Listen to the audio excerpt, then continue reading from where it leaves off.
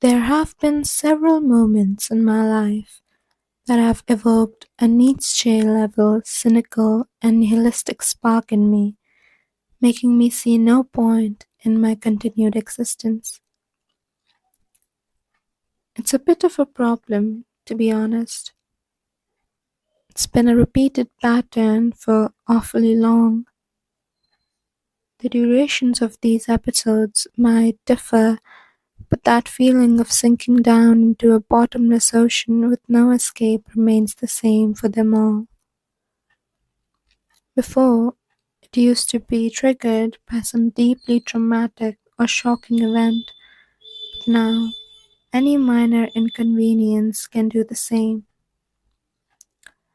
I fear it's not so silly when your first thought after having an embarrassing moment is to wish to fall off the face of the earth so there is no more life flowing through this body of yours. I'm not trying to deliberately say the word because, well, it is YouTube, but more so because I don't want to come off as too harsh or triggering while dealing with this particular topic, and I am trying my best not to. I'm not usually focused on my audience while journaling since I don't want to get too carried away from introspection, and also because I'm trying to be as authentic as I can with the entries. But with this particular one, I couldn't help but have the thought in the back of my head that after I finish writing this, I'm going to record this entry and hopefully people are going to watch it, and when they do so, I want to be able to make the slightest change, the slightest impact that might help someone in my audience. Whenever I would hear cases involving around these topics, I couldn't help but wonder, no matter how cynical it may seem sometimes, that they might have not done anything wrong, and it's not really always worth it to endure it all. I do think so now too. If you can't bring yourself to think about a single situation where it may seem like a plausible course of action, you're probably immensely out of touch with the reality that we share. And I know it doesn't sound like the best thing, but I don't believe that it is always the greatest thing to live on. It's not because someone is weak that they take such drastic measures, and I find the circumstances that they would have had to endure and the torturous life they might have had that pushed them to take that step to be much more saddening than the actual act itself. As humans do have our limits, and to feel distraught at points of your life is not something that makes you crazy or pathetic. Brute forcing yourself to like something never works, so why do you think that would work with your attitude towards life? And to be honest, therapy won't help as much as a lot of people seem to believe it does. Matters of the inner world are rarely fixed by external factors, and that includes people. It might start a spark within you, but the flames that will create this betterment will emerge from your own self and your own self only.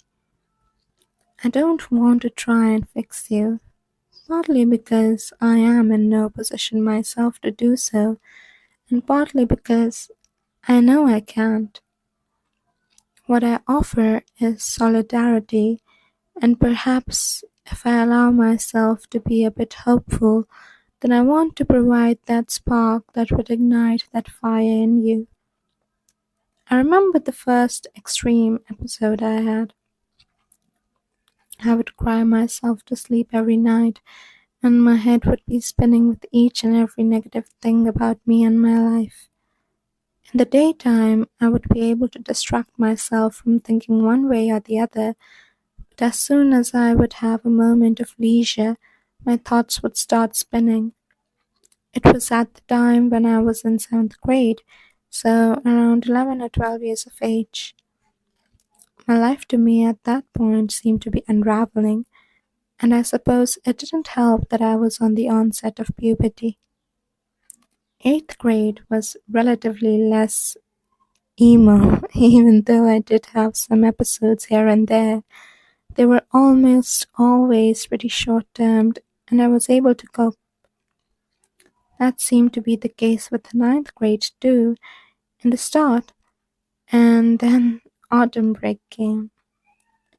Oh, that cursed time that year. I had just started to watch crime documentaries and case studies, being my usual curious self. I didn't know it would take such a toll on me. I was deeply shaken, struck with horror when I came to realize what awful things were taking place in the same world I lived in.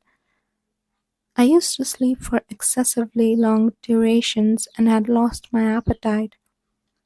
I would cry at night and rot in bed in the day, and I didn't have the motivation to do anything.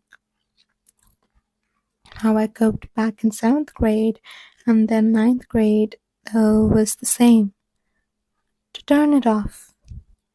And no, I'm not quoting some TV show's dialogue to seem edgy.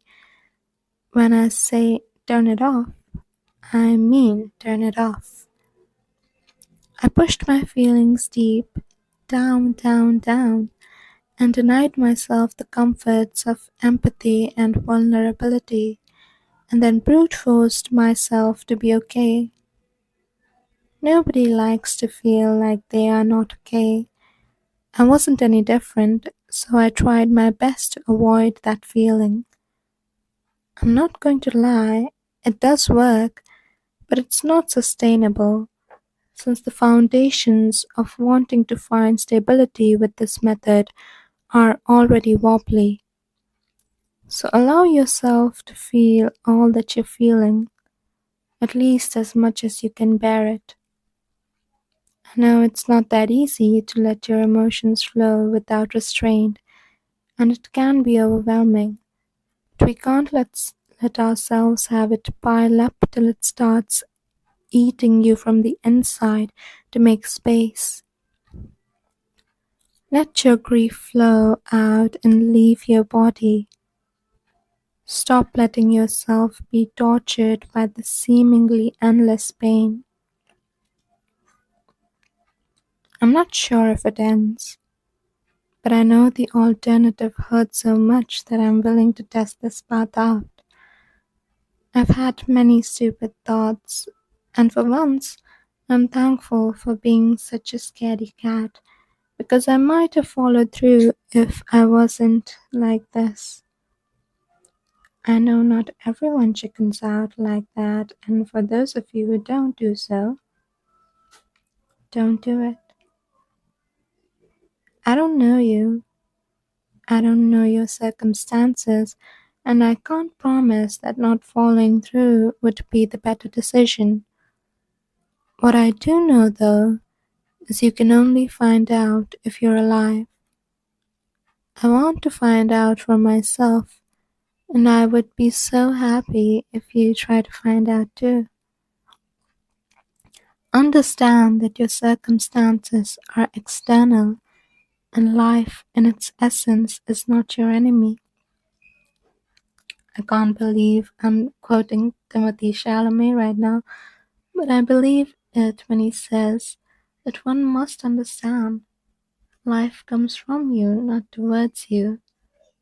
I don't have a right to tell you that any decision that I believe is your right to take is wrong, because it is your decision at the end of the day, and I can't make it for you. But I find it a terrible tragedy for any of Earth's children that come to pass before they even truly start living. So please, think again and don't do it.